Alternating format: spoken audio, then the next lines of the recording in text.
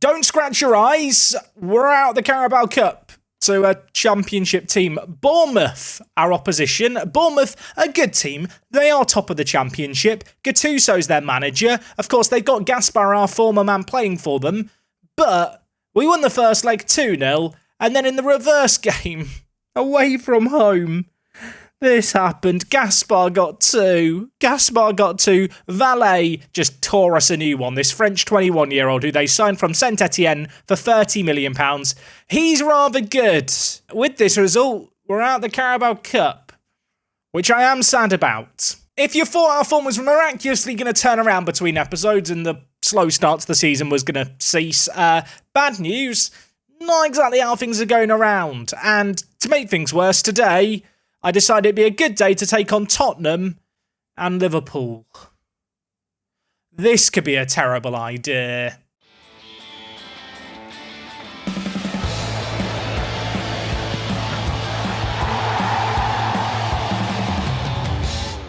Yes, folks, how is it going? Welcome back to Part to Prem. Today is episode number 131. We are in January, and before we talk fixtures played, let's talk sales, because we've made a signing, we've made some sales. Let's talk about the biggest of these sales. Roger Alunga has left to go to Dortmund. We've sold him for £54 million. He only had 18 months left on his current contract. He wanted £200,000 to renew it. I wasn't going to pay him £200,000 a week. You can see here, we've got £54 million for him, which when you consider we signed him for £30 million, and it doesn't really feel like he's improved in that time, I do consider a success. And with this sale, we have also got a 40% profit sell-on clause. So if Dortmund flip him on for some money, we'll get a nice little kickback. Elsewhere on the outs, Joe Scally left to go to Genoa. That has left an opening at right back that we have already filled. And the only other player who's left us is Santiago Cardaccio, the Uruguayan. He's gone on loan to Eintracht Frankfurt, where incidentally, the Bundesliga is where we're sending all our players on loan this year. You can see here plenty of players out on loan at the moment, including a couple of the youngsters that you might remember we agreed to sign between the transfer special and kind of the start of the season. Vincic we agreed to sign. He joined from Dynamo. He has now gone back on loan for the rest of the season. And Nicolas Pereira similarly has gone back out on loan. The Uruguayan international from Penarol has gone back there just to finish out the year. You can see here all the other players out on loan. Right now, Ricky Walker, who I have loaned out to the lovely nation of Qatar, he's doing quite well. 3 goals, 3 assists, a product of our youth academy, who is now playing for the national team of Northern Ireland. We're going to keep a keen eye on his development. Elsewhere, if I just sort by teams here, you might notice that we've got 3 players on loan at Mainz. Yeah, we're just kind of funding Mainz's season at the moment with our players. Right now, they are 16th in the Bundesliga, so they're actually underperforming. That's not due to our players, I swear. Those players in question, by the way, Jan Volashak, who we're going to look to sell at the end of the year, and the 2 young Uruguayan attackers. First, Agustin Trinidad, signed for his name, not really for his footballing ability, which might be for the better because, well, he's got 1 goal in 7 caps for Uruguay, he's got 1 goal in 15 for Mainz. Maybe he's the reason they're underperforming. And Ignacio Perez is another man we've got on loan at Mainz. His goal scoring, I mean, it's twice as good. He's got 2 goals in 16. He has also got 7 assists.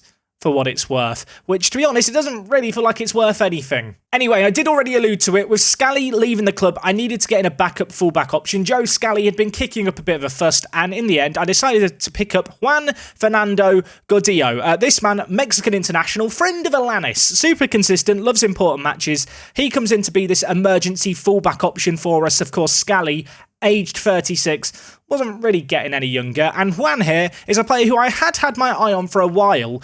Back when he was playing for Schalke and they got relegated years ago, we half looked at him. He actually left them to join Atleti for £47 million, and now we've signed him for £13 million. Now, yeah, he is a little bit older now. He is going to be 29 in a few months, but in terms of emergency fullback options, I feel like you could do a lot worse. That is the only bit of transfer business I've done. As for what's happened with the rest of the Alunga money, I've moved it all into the wage budget and I've started to renew a lot of contracts. And in fact, you can see here what's happening. I'm currently waiting on work permits for all the essential players. Tejera has committed to a new contract. A lot of these players signing deals which will kick in at the end of the season. So don't be horrified. this summer when suddenly our wage spend has gone up massively. Because as you can perhaps expect, to keep the likes of Coppo around, Rios around, and all these other players with contracts expiring in the next year or two, we did have to offer them wage rises. And whilst perhaps for some of these players you could argue they don't deserve the wage rises, I do want to keep the core of the team around. I don't want to be losing personnel.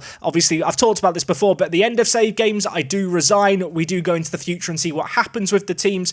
I'm not someone who is going to intentionally manage contracts and manage finances so that the year the save game ends, the team is absolutely ruined. No, we are setting this team up for long-term success. And maybe that's for the best, because short-term success has not been our forte, shall we say. Last episode, you know what? The draw against Arsenal in the grand scheme of things wasn't the worst of results. And since then, things started off quite well. Win against Blackburn, 3-2 win against Newcastle, things you love to see. Wins against the likes of West Ham, who we played twice in the space of a week. West Ham, bottom of the league. We beat them convincingly both times. A 7-2 win against Leeds United as well in the Premier League. Poorly Parkin with 2 goals there, but as for the month of January, well, we rescued a draw against Brentford.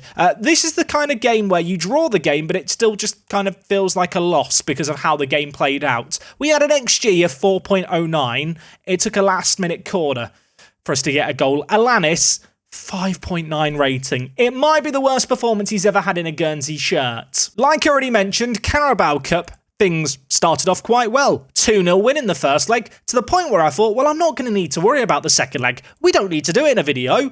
On the one hand, should have done it in video in hindsight. On the other hand, it would have just been me crying for 15 minutes. Gaspar got 2 goals, our former man, did rotate the team for this game, and ultimately it cost us. We probably shouldn't have lost the game 4-1. You could certainly argue we should have won the game, but ultimately 4 shots on target, 4 goals, and Manny Wilford, who was 3rd place in the World Goalkeeper Award this year, was garbage. So if he's the 3rd best goalkeeper, I don't know what's happening. The only other game that hasn't quite gone to plan in this run of recent games was against Reading in the FA Cup. I did play a very, very rotated team for this game. Fixture congestion has been absolutely bonkers.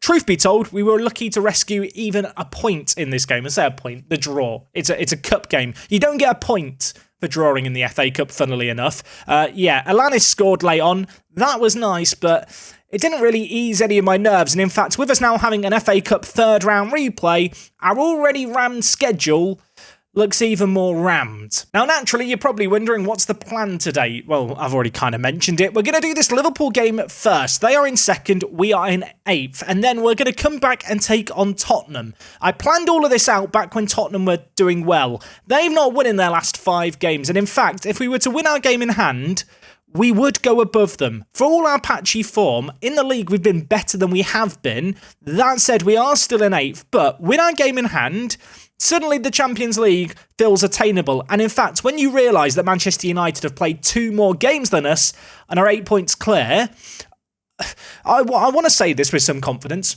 We're not out of the title fight yet, but we do need to start winning games like the ones we've got today. Now, that game against Tottenham is, in fact, in the month of February. We've got a load of games in between. The FA Cup, I don't care about it. The Champions League, we're going to be playing B teams against Inter and Barca. We're already through to the round of 16. Middlesbrough midweek, with respect. We've been to you, Middlesbrough. You weren't that exciting. So instead of doing away days for the sake of it, we're just going to get a bit more progress made today. And, well, like I already kind of mentioned, if we win against Liverpool and Tottenham, I'm happy. If we don't win these, there's going to be concern. The worst case scenario here is now, having rotated the team against Bournemouth for this first league game against Liverpool, who I want to believe we can beat at home, we don't win it. Naturally, at that point, you would start to question, was it worth rotating the team to lose the Carabao Cup if it means we don't even beat Liverpool? And to be fair, that would be quite a legitimate question. I have just remembered, Paul Parkin, not meant to be playing today. I think we'll give a start to Lemos at centre attacking mid. In terms of the team, we are going with the 3 at the back system for this first game against Liverpool. We are going to get straight into things, really. Couple of things of note. Firstly, Paul Parkin having more issues with injuries. He never had injuries before he joined us, and now he's had 2 this season that have kept him out a while. His most recent one, you can see here, 3-week injury sustained against West Ham. I'm going to blame our recent dip in form on his absence. Elsewhere, another player who's absent, Adu Jamfi. He's gone to the African Cup of Nations. Very, very selfish. Not happy with him. What it does mean is that Duha is going to play at left wing back. The only other player missing is a player who I very nearly, when this happened, decided not to sell Alunga, but I did decide to proceed with the Alunga sale. And it is this man here, Diogo Perez, who, as you can see, is injured with a hip injury. 2 to 3 months, I was told he was going to be out for. Trying to find a positive to this injury. So far, it's not had a massive negative effect on his overall ability. But obviously, when you've signed a player who's 19 years old for £32 million, you'd really rather they don't get a super serious injury, especially because it's an injury they actually had 2 years prior. Hopefully, he's not going to need a hip replacement in his 20s, but a little bit worried for Perez. I'm sure it will be fine. What it does mean is that with him injured and Alunga gone, McKillop is probably going to find himself in the team a bit more this season. Today, he finds himself on the bench. Anyway, we are going to get straight into this first game against Liverpool today. I'm hoping that to end the week, we're going to end on a bit of a positive. It's been a while since I've won a league game, I think, in an episode. It might have even been the whole season we've not won in the league in an episode. Naturally, when you come back for all the difficult games, maybe you're less likely to get those wins. But at the same time, most of these games have been at home. I am very conscious of the fact that as we, now enter this second half of the season, we're going to have some tricky away games against the teams in and around us to navigate. And so a game like this at home is a really great opportunity, perhaps one of the better opportunities we're going to have to close the gap on one of our most direct rivals. I would want a really good start here. There's a highlight after a minute. Liverpool are putting the ball in. David Berry's scored. I hate my team. I hate my team. Whenever I hit start record, it's just pain.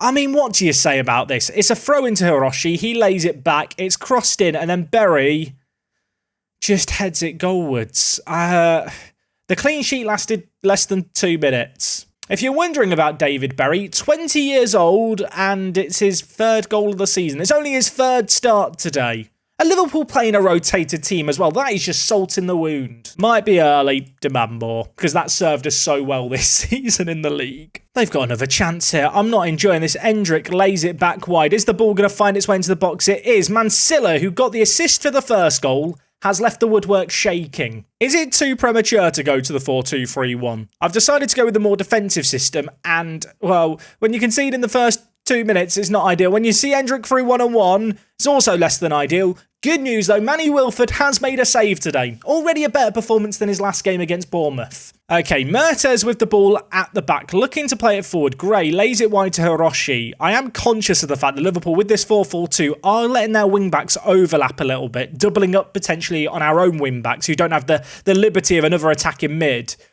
For a second, I wanted to believe Cadman was going to get on the end of that with his burst of pace. Unfortunately, Anderson was quickest out to it.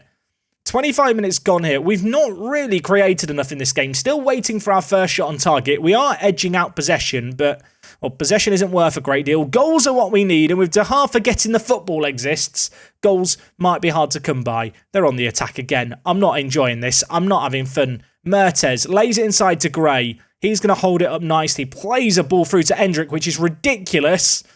And the ball's in the back of the net. And now I'm praying to VAR. Please, VAR, if you're real, help me in this moment. Give it offside. It's not worked. Can we discuss the ball by Gray here in the middle, by the way? This pass is ridiculous. How has he seen this pass? Like, he's mad. Could Wilford have done better? Maybe. Oh, it's bad, isn't it? It's bad. I'm suffering. I was wondering how good Archie Gray is. Is Archie Gray a real player? Sometimes with these players' faces, I can't tell if they're real or not. I think he's a real human being. He's got 61 caps for England. He's got 18 vision. I mean, we've seen it on full display there. You know what? I've had enough. Rios is on a booking already. I don't like it. Am I an idiot for doing this change so soon? Maybe, but I think it'd be more idiotic not to react at all. We're bringing in Chapman, who has actually been incidentally linked with a move to Liverpool, and I'm going to the 4-2-3-1. We've got to play more attacking. I'm hoping that maybe having a centre attacking mid with the wider players is going to allow us to exploit the gaps between their midfield and defence a little bit better.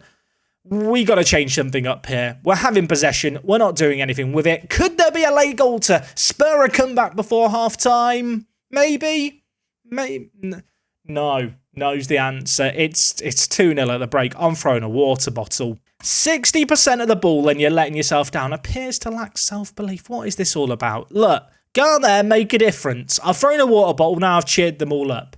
It's 200 IQ. I'm looking at the pitch thinking, who do I want to sub off who's not been playing well? The reality is, no one's been playing well, so I could take off the whole team, but that seems ill-advised. Okay, look, highlight to kick off the half. Maybe the throwing of a water bottle is going to inspire us here. Grasser shoots, crosses. I think he shot there. It's only just gone over, but you know what? At least Grasser's showing some intent. They've got a free kick in a dangerous area. I don't like it.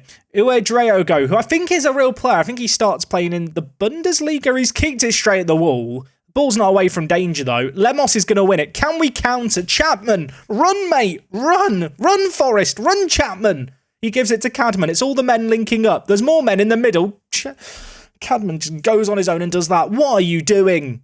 We've had one shot on target. One shot on target. I'm going to up the directness, but tell the players to work the ball into the box a little bit more. And at this point, I've seen that Cadman's not having a good game. I've witnessed that. I'm taking him off. Hunt Jens, on you come. Cadman with the ball. He's about to come off the pitch. Could he have one last little late impact that's going to convince me to keep him around? Cadman, here you are. You're about to come off, mate, so make something magical happen. What's he going to do? He lays it to Grasser, who loses the ball, and now... Is this a highlight or is this a fake highlight? I can't tell. Chapman's in a wide area, takes it down nicely, little isolated, gets inside to Lemos. Shot's blocked wide for a corner. I mean, let's look at a positive. We've had another shot. Corner here, Monteiro. I need a hero. Sweeney, could you be the hero? Not with headers like that. It's hit the crossbar and gone over. Coppo, save me. Save me, Chapman. Do something. Somebody, make me believe. Make me... It's not what I need. Kruger forward. Endrick can't be offside in his own half, can he? He's through. I'm scared. It's 3-0. It was actually starting to look a little bit better. And it doesn't even matter. I suppose on the one hand, when you throw a load of men forward chasing the game, you have to be wary of the counter-attack. Endrick, I mean, he's pulled down Wilford's pants, hasn't he, there? I know some people are going to tell me Wilford's bad. Has nothing to do with the fact that Endrick is literally the best striker in the game this year. I'm just go have another look at him. He's 32 years old. He's still this good. He likes to go round the goalkeeper. I've just seen it there. I can't speak. Why did I decide coming back for the Tottenham game after this was a good idea? I mean, Tottenham are struggling too. Mate, I don't know. I just feel sad. A couple of years ago when we got Conference League football, it was a season where we could have got Champions League football if we'd been capable of beating the teams in and around us. And I thought we'd got over that hump last year.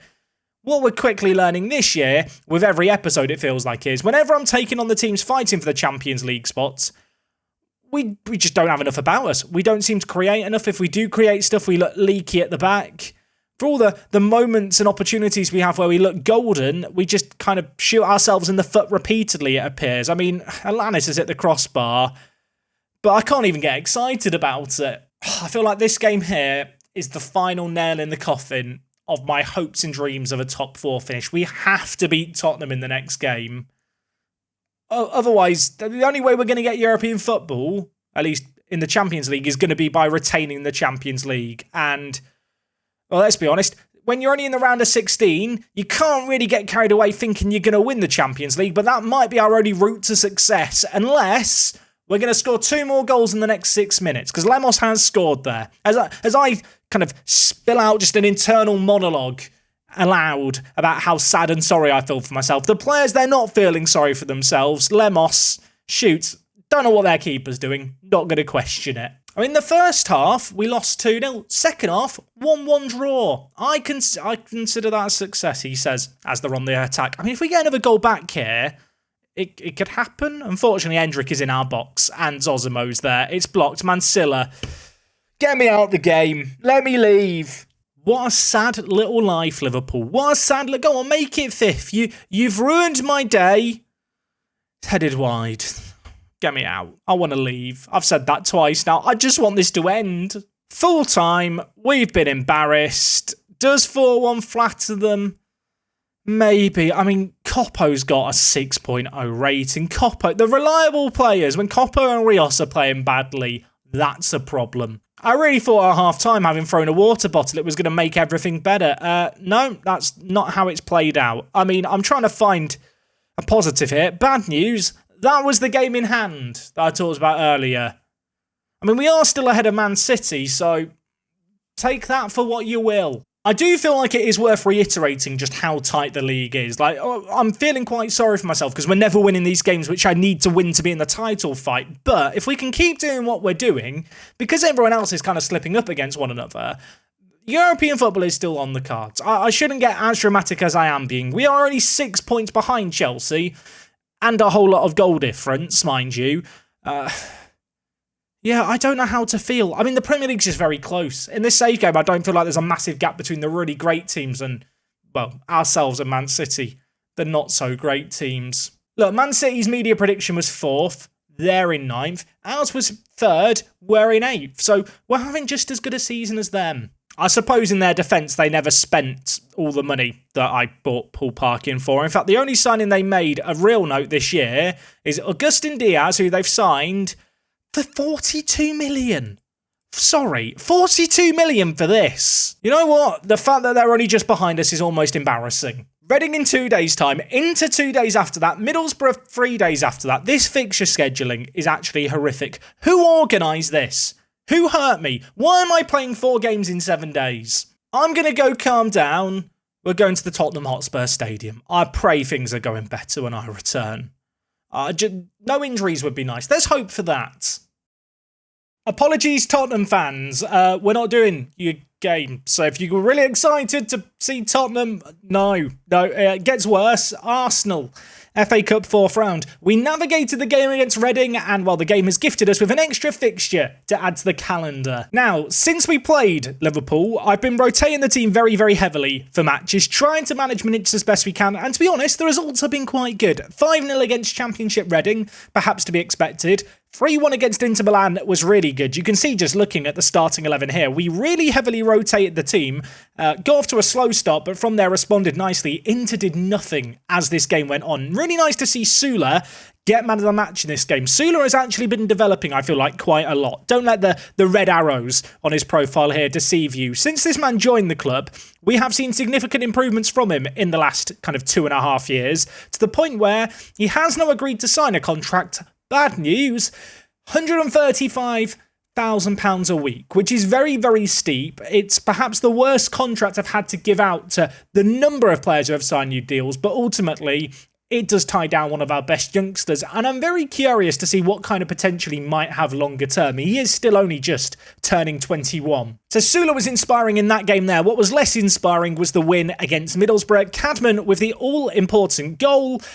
Let's look at the positives. We won, and we got 3 points. It was 1-0. It was not a classic game, but with that game played, we did have Barcelona to follow up. Again, very, very rotated team for this game. McKillop and Bellingham playing in the centre of the midfield. Perhaps should acknowledge both Bellingham and Sesko have told me they're retiring at the end of the year, which, I mean, is somewhat understandable. In the case of Jude Bellingham, he's not been playing much this year. As for Sesko, I think he's been playing even less. Not exactly 2 players I think we need to rush out to go and replace, but still, a little bit sad they're retiring so soon. In this game against Barcelona, though, 2-2 draw wasn't too bad. We got off to a really good start with Alanis scoring. He was playing in the striking position, which is the area of the pitch where he's been scoring all his goals this year. Whenever Paul Parkin comes into the team, he's relegated out wide, and he just doesn't play as well out there. So nice to see him play in his natural habitat and play well in this game. Of course, Barcelona are the team that you might remember we sold a certain someone to. And who was that certain someone? Well,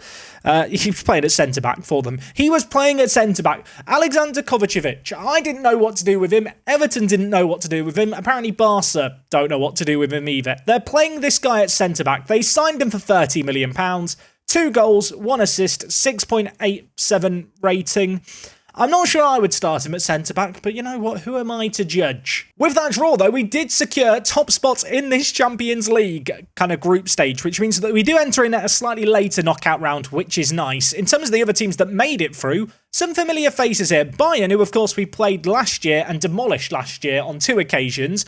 They finished second behind us. We only finished ahead of them on goal difference. Behind them, the likes of Chelsea, Liverpool, Lyon, Leipzig, Man City, and Milan. And although it might feel like we've played a load of games, only 1 game in the league, and in fact we've not even played that many days in game, I was going to come back for that Tottenham game, but just with this Arsenal game in the FA Cup, and given where things are looking at in the league, I feel like the FA Cup might be our best shot at silverware. And after we bottled things against Bournemouth, I don't want to miss another classic cup game. So, we rotated our team against Barcelona.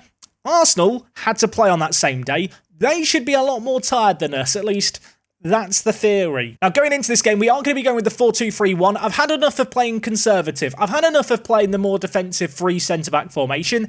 It's not been working this year. FA Cup, little less to lose. Grasser is not meant to be a striker. Alanis is meant to be there. What is going on with my bench, by the way? I need to fix this. And by fix it, I mean just make sure the players are roughly in order by position. There we go. Grasser in at defensive midfielder. Paul Parkin's not going to play there. He, in fact, today is going to be on the bench because, well, he's coming back from injury and he's not been very good in his last couple of games. Alanis going to get the nod up top. Sula playing out on the right-hand side, kicking in on the left foot. The reason for that, Ethan Chapman has got a virus. I'm hoping it's not going to spread through the team. Right now, he is patient 0, so fingers crossed it's all going to be fine. But yeah, he's not available for today's game. Sula, we've offered him £135,000 a week, which kicks in next year.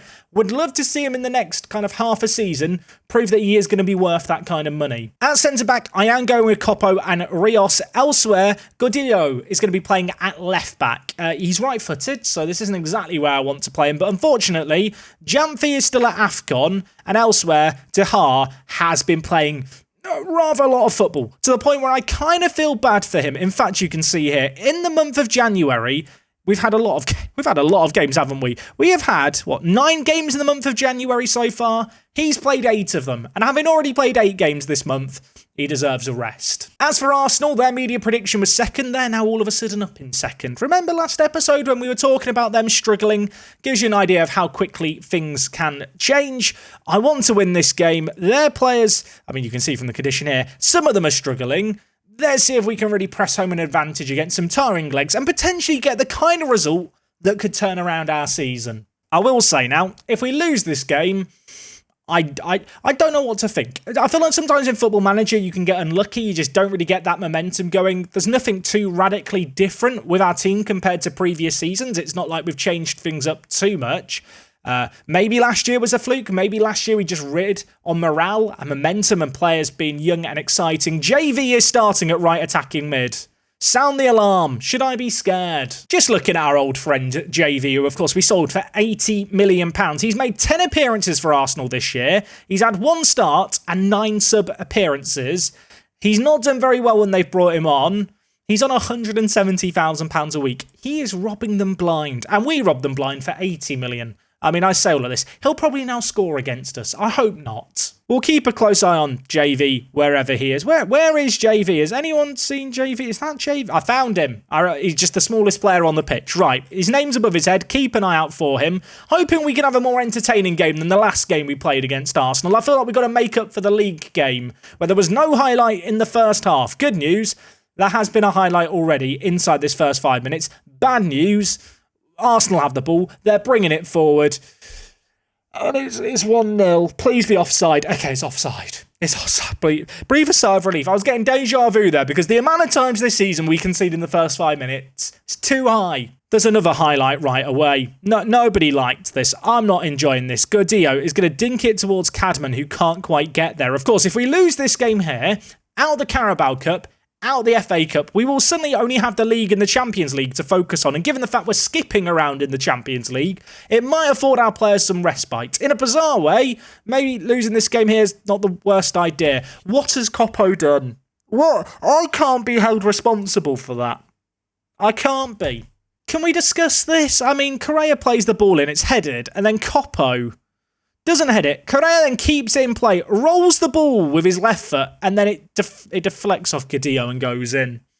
That's not my fault. I'm not taking any responsibility for that. Copo got a 6.0 rating against Liverpool as well. He's been so reliable in the past, and I'm sat thinking, do I sub him off after 13 minutes? Arsenal's players are a little bit more tired than ours. They have also rotated their team, I've noticed. But as this game goes on, maybe as their tired legs start to kick in, that's when we'll come into our own. We're going to have to come back from behind here. The last thing I want is a replay. I've not actually planned if we do the replay again this episode. The reason that I'm coming back again for this game over the Tottenham one is it's quite late at night. I won't have time to do the Tottenham game tonight and get the video edited and uploaded on time. Disadvantages of recording on a Thursday, let me tell you. But Yeah, I don't know what we do if this goes to a replay. Let's hope it doesn't. Let's hope something magical can happen here. Cadman skips past everyone, shoots once, shoots twice, shoots 3 times. He hits the woodwork, and the keeper picks it up like nothing's happened. We've suddenly had 4 shots on target. I think 3 of them were Cadman just then. Considering that we conceded after 5 minutes, we have steadied the ship in this half. In fact, we've done a lot in this half. Arsenal just the 1 shot on target. Sadly,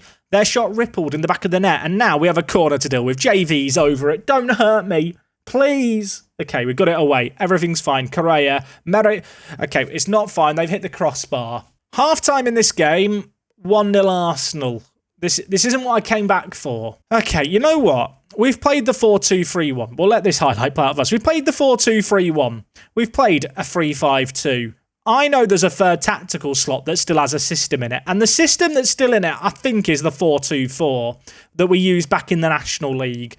Is there a point in time in which you just think it's time to dust off the National League tactics? Is this the moment? You know what? I've seen enough. It absolutely is. Remember this? This is a nostalgia trip and a half, isn't it? We're going to play Cadman on the right as a right winger. That's not really what you can do, but you can kind of do it. Sula's going to play. Monteiro's going to move across. I am going to bring in Jude Bellingham to play at box-to-box midfielder. Paulie Parkin is coming in for Lemos.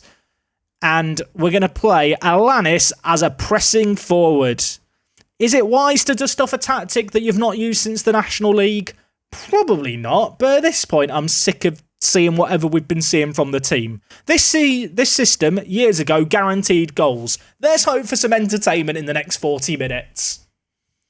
I mean, the awkward thing is now, if we do end up winning this game, I feel like I'll have to use this system more often and just bring it back. That'll be fun, won't it? Cadman, Parkin, hits the woodwork immediately. The woodwork has been hit a lot in this game by both teams. That's a reason for optimism. Not the fact the woodwork's been hit, the fact that we're creating something. Just to be clear. Gonna get shouty, gonna demand more.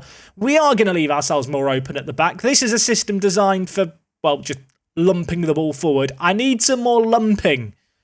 Also, I need us to do some defending. JV's over a corner. We know he's a weapon from these. Good news, Rios is also a weapon from them, and he's dealt with it. Unfortunately, it's not completely away from danger. And Federico Correa has scored his 23rd goal of the season, and it's his 3rd of the season against me. At least his 3rd. I might not be counting them all. I just feel sad. He picks up here the number 10. You think it's fine. He gives a pass. He keeps going. And then he just tucks it away. I miss episodes where we used to win matches in Football Manager. That was fun. Now I can't beat anyone. It's a disaster. I mean, look, we can turn it around. I want to believe. Parkin, he's finished it. He's not finished it. He's cleared off the line. He was offside anyway. I should say at this point, if you're watching the series and enjoying the series, what do you think's gone wrong this season? Is it a bit of a case of inexperience? Is it a case of just the injuries that we've had? Alanis broke his back. Lemos missed a while of football. Is there just a lack of gelling? Is it just the sheer amount of fixtures? Do we just lack some quality when it comes to rotating the 11? I think that's perhaps a factor here. I think almost last season maybe take for granted how well things went. And also because last year we didn't really have injuries, I didn't have to rotate the team that much. We've got a goal back as I talk about this. But yeah, last is offside. It won't count anyway. I'm fine.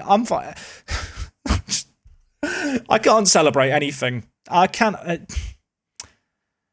Let's go back to what I was just saying. I feel like this year, injuries breed more injuries. You get a few injuries, then players are forced to play some extra minutes. Then those players get injured and it can snowball a little. I think there's been some of that this year. I think there's been certain players who just haven't shown up like they did previously. And that overperformance of last year compounded with injuries and an underperformance, let's be frank, has meant that these games that we were winning last year against teams in and around us, we're just not winning anymore. And that kind of sucks to look at. Because the thing is, we are creating stuff. We do score goals, but I just feel like our attitude of, we'll score one more goal than you, it's not really worked this year. Instead, teams are scoring one more goal than us. More often than not, it feels like. Let's look at the positives. Sula's got an assist. Parkin's got a goal on off the bench. There's still 4 minutes left. We could get another. We'll go more direct. Let's hit early crosses. Get it into space quickly. And try and make something happen here. We need a goal. Is there even going to be a highlight? 4 minutes of added time. Football Manager, please show me something. It's showing me nothing. You've won, Arsenal. You've won. And Yeah, I'll be honest, 4-2-4 didn't do as much as I hoped it might. I guess it's one less competition to worry about competing in now we're out of it. But after last year's success this season, can't help but feel like a disappointment. This screen that looked cluttered and filled with so many competitions suddenly does feel a whole lot more empty. The Champions League and the Premier League, the only two things we have left to focus on. We right now are 3 points behind Wolves with a game in hand. If we win that, we could move up to 6th. We could still turn around this ship, I want to believe. We've still got Arsenal to play in the league. Again, Newcastle to play, they're up in 6th to end the season. Man City away, Manchester United away, Chelsea away. Wolves at home could also be a big one, they're up in 5th. But based on what we've seen this season, I have very little reason for optimism. Football Manager's a funny old game. Maybe I'm getting too caught up in these games that we're losing, because the reality is, against all the lesser teams, we are absolutely demolishing them. We're just struggling to find breakthroughs against the big dogs. I think next time out, we are going to be back to kick off the week with the Champions League knockout stages. We'll see how the league shapes up, but we've seen quite a lot of all our immediate rivals, and I'm kind of sick of them. I fancy taking on a non-English team, because we do well against all the continentals, so yeah, let's look forward to that on Monday. This week's been a rough one in Parts Prem. There's no point in shying away from it. I like to think that my suffering and the way in which I embrace the annoyances that you can feel from FM is somewhat enjoyable. I know there's some people who probably think I'm overdoing it, I'm over-exaggerating it, and there is a performative element to videos, but make no mistake, I have been disappointed by this year. But this season isn't a write-off just yet, and I think I need to remember that. If you have enjoyed this season so far and the struggling, I'd love it, I'd appreciate it if you did leave a like and a supportive comment down below. We're going to be back on Monday to kick off another week of Park to Prem. I hope you guys are excited for it, and I'll see you all next time. Have a lovely weekend. I'm going to detox from FM. Fingers crossed when I return, things go a little bit better. I'll see you soon.